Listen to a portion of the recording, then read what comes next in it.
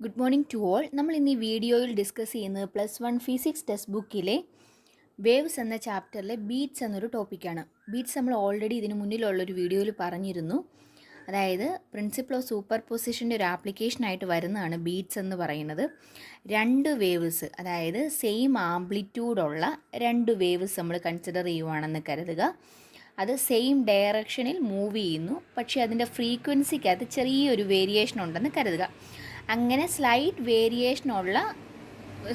Variation ഫ്രീക്വൻസിയിലുള്ള രണ്ട് waves super impose ചെയ്ത് കഴിയുമ്പോൾ അതിൻ്റെ ഇൻറ്റൻസിറ്റി കൂടിയും കുറഞ്ഞുമായിട്ട് കിട്ടുവാണെങ്കിൽ, സൂപ്പർ ഇമ്പോസ് ചെയ്ത് കഴിഞ്ഞ് കിട്ടുന്ന റിസൾട്ടൻ്റ് വേവിൻ്റെ ഇൻറ്റൻസിറ്റി കൂടിയും കുറഞ്ഞുമായിട്ടാണ് കിട്ടുന്നതെങ്കിൽ അതിനെയാണ് നമ്മൾ ബീറ്റ്സ് എന്ന് വിളിക്കുന്നത്. നമുക്കൊരു എക്സാമ്പിൾ നോക്കാം. അതായത് ഇപ്പോൾ ഒരു ട്യൂണിഫോർക്കിൽ നിന്നും പ്രൊഡ്യൂസ് ചെയ്യുന്ന സൗണ്ട് വേവ്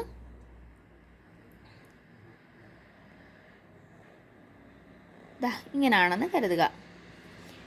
ഈ ഒരു വേവ്, ഇതിൻ്റെ ഫ്രീക്വൻസി ഇപ്പോൾ 250 ഹെർട്സ് ആണെന്ന് കരുതുക.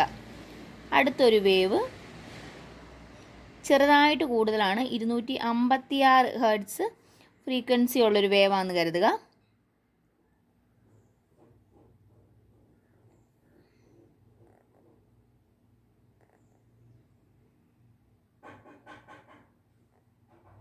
ചെറിയ വേരിയേഷനേ ഉള്ളൂ, ഫ്രീക്വൻസിക്കകത്തുള്ളൂ. അങ്ങനെയാണെങ്കിൽ ഇത് രണ്ടും കൂടെ സൂപ്പർ ഇമ്പോസ് ചെയ്ത് കഴിയുമ്പോൾ കിട്ടുന്ന വേവിൻ്റെ ഇൻറ്റൻസിറ്റി കൂടിയും കുറഞ്ഞുമായിട്ടായിരിക്കും കാണുന്നത്. ഇൻറ്റൻസിറ്റി കൂടുന്നു, വീണ്ടും ഇൻറ്റൻസിറ്റി കുറഞ്ഞു വന്നു, പിന്നെ ഇൻറ്റൻസിറ്റി കൂടി പോരുന്നു. അതായത് ആംപ്ലിറ്റ്യൂഡിനകത്ത് ഇങ്ങനെ ഒരു വേരിയേഷൻ ഉണ്ടാകുന്നു.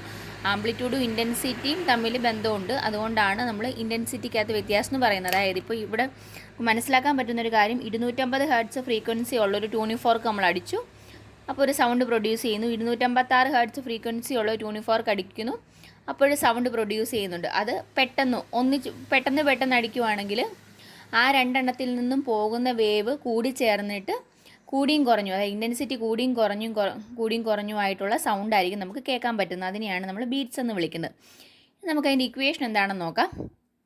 ഒന്നാമത്തെ വേവ് കാരണമുള്ള ഡിസ്പ്ലേസ്മെൻറ്റ്, പാർട്ടിക്കിളിനുണ്ടാകുന്ന ഡിസ്പ്ലേസ്മെൻറ്റിനെ y1 എന്ന് കൊടുത്തു, is equal to a sin 2π∁t എന്ന് വിളിച്ചു. ν1 എന്ന് പറയുന്നത് ഒന്നാമത്തെ വേവിൻ്റെ ഫ്രീക്വൻസിയാണ്. രണ്ടാമത്തെ വേവ് കാരണം ഉണ്ടാകുന്ന ഡിസ്പ്ലേസ്മെൻറ്റിനെ a sin 2π∁t എന്ന് കൊടുത്തു. റിസൾട്ടൻ്റ് എന്ന് പറയുന്നത് അപ്പോൾ എന്തായിരിക്കും, y1 + y2 ആയിരിക്കും. ഈസ് ഈക്വൽ ടു എന്ത് വന്നു, a sin 2π∁t + a sin 2π∁t എന്ന് കിട്ടി. ഇതിൻ്റെ ഇക്വേഷൻ എന്താണ്, sin a + sin b is equal to എന്ത് വരും, 2 sin a + b/2 into cos a -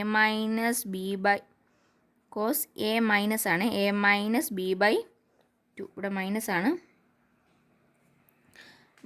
-b/2 എന്നുള്ളതാണ്. അപ്പോൾ ആ രീതിയിൽ നമ്മൾ ഇക്വേഷനെ മാറ്റുമ്പോൾ എന്ത് വരും, 2 × a sin 2π ν1 + ν2/2 into t into cos 2π ν1 - ν2/2 into t എന്ന് കിട്ടി.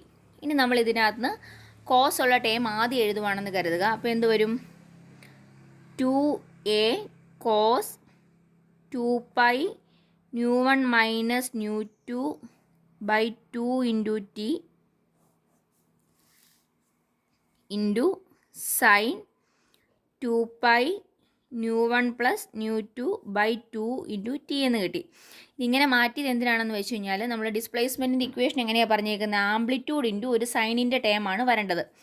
അങ്ങനെയാണെങ്കിൽ ഇത് സൈനിൻ്റെ ടേം, അങ്ങനെയാണെങ്കിൽ ഇത്രയെന്ന് പറയുന്നത് എന്തായിരിക്കും, ആംപ്ലിറ്റ്യൂഡായിട്ട് നമുക്ക് പറയാലോ.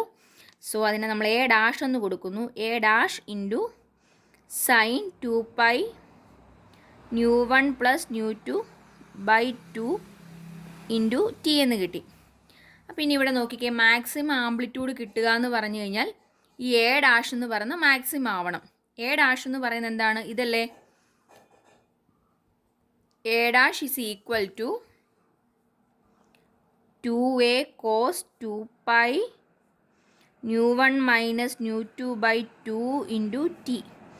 ഇത് മാക്സിമം വരണം. ഈ ടേം മാക്സിമം വരിക എന്ന് പറഞ്ഞു കഴിഞ്ഞാൽ ഇതിനകത്ത് വേരി ചെയ്യുന്ന എന്ത് മാത്രമേ ഉള്ളൂ? കോസ് ആണ് വേരി ചെയ്യുന്നത്. അപ്പോൾ കോസ് മാക്സിമം വന്നു കഴിഞ്ഞാൽ എ ഡാഷും മാക്സിമം വരും. കോസിന് മാക്സിമം വരാവുന്ന വാല്യൂസ് ഏതൊക്കെയാണ്? ±1 ആണ്. So cos 2 pi nu1 minus nu2 by 2 into t is equal to എന്ത് വരണം? ±1 എന്ന് വരണം.